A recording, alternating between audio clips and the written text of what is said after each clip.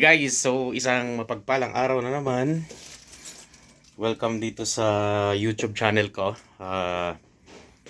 Ito, part 2 ng paggawa namin ng flooring dito sa bahay ng kababayan natin.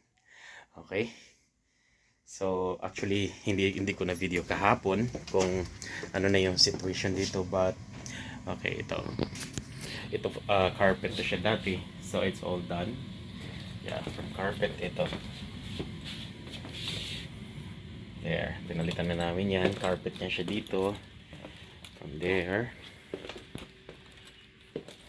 There, it's all carpet. So, ito po yung remaining na carpet na na ginawa muna naming pang shield sa ano kasi nagpuputol kami ng mga baseboards.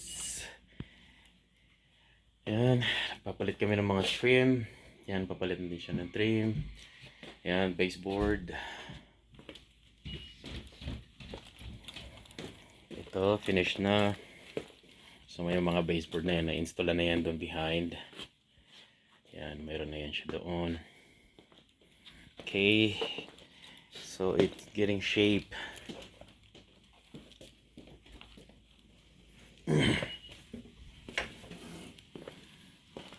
Ito. May mga sobra kami dyan.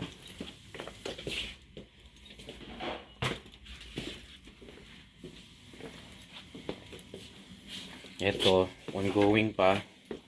Ginagawa dito ni Randy. Kung gaano kalupit yung mga tirada niya. Ano pa yan ha? Sharp cut pa yan.